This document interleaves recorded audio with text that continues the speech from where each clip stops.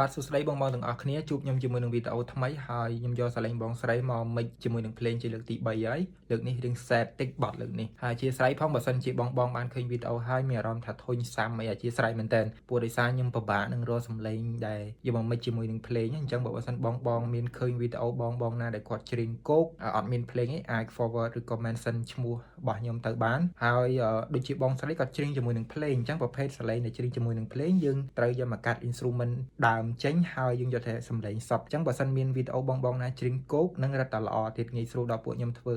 មិនងាយស្រួលអីគាត់ថាគុណភាពសំឡេងនឹងបានល្អជាងនៅពេលដែលគាត់ច្រៀងគោកអត់មានភ្លេងសោះហ្មងទោះយើងពិបាកកាត់កដងពេលខ្លះលបឿនយឺតលឿនមែនប៉ុន្តែក៏ល្អជាង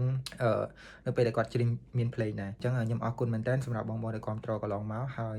ដូចជារាល់ដងបងតាមដានជាមួយនឹងសកម្មភាពពួកខ្ញុំធ្វើ arrangement ភ្លេងហើយជាមួយនឹង mix and mastering លើកនេះខ្ញុំនឹងដាក់វីដេអូរៀងក្បោះក្បាយបន្តិចបាទនេះជាហេតុផលដែលខ្ញុំថានៅពេលដែលគាត់ច្រៀងសំឡេងជាមួយនឹងភ្លេងដល់ពេលដែលបងយកមកធ្វើពិបាកដោយសារខ្ញុំត្រូវកាត់ vocal ហើយកាត់បែងចែក instrument ផ្សេងអញ្ចឹងទៅ vocal ផ្សេងហើយខ្ញុំយកតែ vocal ទេ instrument ដើមខ្ញុំក៏វត្តចោលហើយខ្ញុំ arrange instrument ថ្មីចំពោះ sound ភ្លេងថ្មីអញ្ចឹងហើយនេះជាអ្វីដែលខ្ញុំបានយកមកនឹកអនុសាកន្លងក្បែរបានត្រឹមនេះដោយសារមិនមែនជា file ដើមបងស្រីគាត់ថតមកមិនមែនថតគោកមកអញ្ចឹងនៅពេលដែលយើង remove កាត់ music ចេញយើងយកតែ vocal អញ្ចឹងធ្វើឲ្យ vocal ហ្នឹងបាត់នឹងរសជាតិនិងគុណភាពមួយចំនួនធ្វើឲ្យសលេងហ្នឹងអត់សូវច្បាស់ពាក្យដោយសារបាត់ប្រភេទផឹកខឹកអីមួយចំនួនណាហើយធម្មតាវាកាត់សលេងយើងខូចមួយចំនួនហើយអញ្ចឹង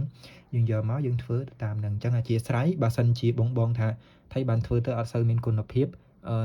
ជាហេតុផលចំណុចអស់ហ្នឹងហើយមួយទៀតយើងថតនៅលើទូរស័ព្ទមិនបានថតនៅក្នុង studio ជាមួយនឹង microphone interface ត្រឹមត្រូវអញ្ចឹងបើសិនធ្វើឲ្យយកសំឡេង sound ហ្នឹងឲ្យគុណភាព vocal ហ្នឹងឲ្យគុណភាពហ្មងអត់អាចទេលុះត្រាតែបងមកថតមាន studio ត្រឹមត្រូវនិង interface ត្រឹមត្រូវបន្ទាប់ពីបាន vocal ជាសំឡេងសុទ្ធហើយយើងត្រូវរក BPM អញ្ចឹងបទនេះ BPM 80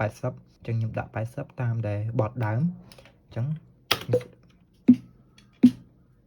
គឺអូនជាអូនដែលត្រូវបាត់បង់រូបបង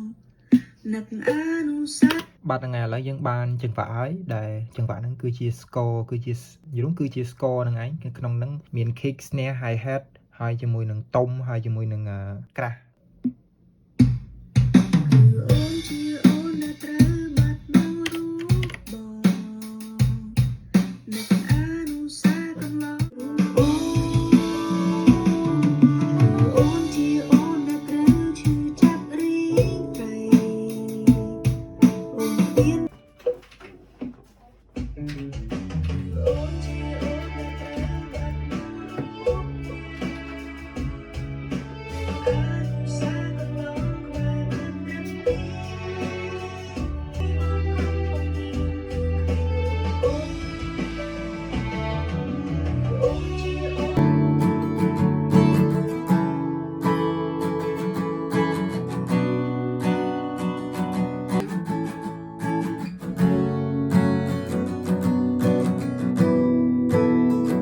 បាទបន្ទាប់នឹងមកយើងដល់ចំណុចដែលយើងត្រូវថូនសលេងក្នុងការថូនសលេងនេះជួយទៅលើបើសិនជាអ្នកចម្រៀងគាត់ច្រៀងស្ទើឬក៏លើសយើងអាចតម្លាក់ឬក៏តម្លើងទៅតាមនឹងនឹក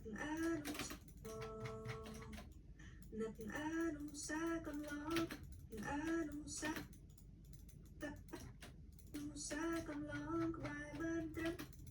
ដែលបងសន្យាក្នុងសូបណ្ដែលបងសន្យាសូបណ្ដែលបងសន្យាដែលបងសន្យាបាទអញ្ចឹងការងារហ្នឹងខ្ញុំត្រូវបញ្ចប់តែប៉ុណ្្នឹងទេហើយសង្ឃឹមថាបងមើលវីដេអូពីដើមដល់ចប់ហើយសង្ឃឹមថាបងអត់ធុញព្រោះដោយសារវីដេអូនេះខ្ញុំធ្វើវែងហើយបងអាច comment បានថាបើសិនជាចង់ឲ្យខ្ញុំធ្វើវីដេអូវែងខ្ញុំនឹងធ្វើសម្រាយចាប់ពីយើងចាប់ធ្វើអីមុនគេក្នុងការធ្វើចម្រៀងខ្ញុំនឹងធ្វើរៀបរាប់ឲ្យអស់ហើយក្បោះក្បាយក្នុងវីដេអូអញ្ចឹងដោយសារវីដេអូមុនខ្ញុំអត់ហ៊ានដាក់វីដេអូវែងខ្ញុំខ្លាចបងធុញមានអារម្មណ៍ថាសាំហើយអត់មានអីប្លែកអត់មានអីថ្មីហើយបងជិលមើលអញ្ចឹងដោយសារមាននីតិវែងអញ្ចឹងបងអាច comment បានចង់ខ្ញុំធ្វើវីដេអូវែងឬក៏ខ្លីខ្ញុំអាចតម្រូវទៅតាមនឹង ខ្ញុំអរគុណបងបងច្រើនមែនតើដែលគ្រប់គ្រងខ្ញុំកន្លងមកតាំងពីមួយរយៈចុងក្រោយនេះអរគុណណាស់អរគុណខ្លាំងខ្ញុំទទួលបានការងារច្រើន project ច្រើនពីបងបងខ្ញុំអរគុណខ្លាំងទាំងនៅក្នុងស្រុកនិងក្រៅស្រុកខ្ញុំអរគុណមែនតើជាចុងក្រោយខ្ញុំបាទទាំងរួមទាំងក្រុមការងារជាងសម្លេងទាំងអស់ខ្ញុំអរគុណបងបងទាំងអស់គ្នាហើយជូនពរឲ្យបងបងទទួលបានជោគជ័យនិងរលុយឲ្យបានច្រើនហ្នឹងហើយមានសំណាងចូលទៅក្នុងខ្លួននិងក្រុមគ្រួសារជៀសវាងពីជំងឺឬក៏អីផ្សេងទៅកុំភ្លេចជួយ like share ហើយ comment ប្រាប់ខ្ញុំម្នាក់មួយហ្នឹងចង់ឲ្យខ្ញុំធ្វើវីដេអូវែងឬក៏ខ្លីបាទអរគុណជួបគ្នានៅវីដេអូក្រោយបាទចាំបានទៅណាបងបងដោយសារអត់តាន់បានដាក់ការងារនៅពេលដែលធ្វើរួចអញ្ចឹងបងបងមើលវីដេអូនិងមើលពីលទ្ធផលដែលពួកខ្ញុំធ្វើរួចហើយចាំវីដេអូនឹងចប់បាទអរគុណច្រើនជួបគ្នាវីដេអូក្រោយ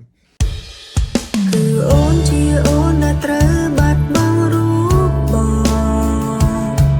នឹកអនុស្សាវរីយ៍កន្លងក្បែរបានត្រឹមនេះជាប់ក្នុងសូរបណ្ដែលបងសន្យាយ៉ាងណាកុំដូនពេលនេះពេលរីករាយបងកំពុងមានគឺគ្មានរូបអូនគឺអូនជាអូនដែលត្រូវឈឺចាប់រីងរៃអូនគ្មានអន្ធីពលអ្វីអាចខាត់ខាំងបងថាបងត្រូវការសេរីភាពបងថាចង់ធ្វើតាមបេះដូងអូនបានត្រឹមប្រើពាក្យលួងលោមសម្រាប់ខ្លួនឯងឧបត្ថម្ភធំដោយខ្លួនឯងសម្រាប់បងបងពូអ៊ំដែលចង់ធ្វើចម្រៀង original ឬក៏ cover ភ្លេងថ្មីអាច contact មកខ្ញុំបាទជាងសំឡេងតាមរយៈ QR Telegram មួយនេះបាទសូមអរគុណ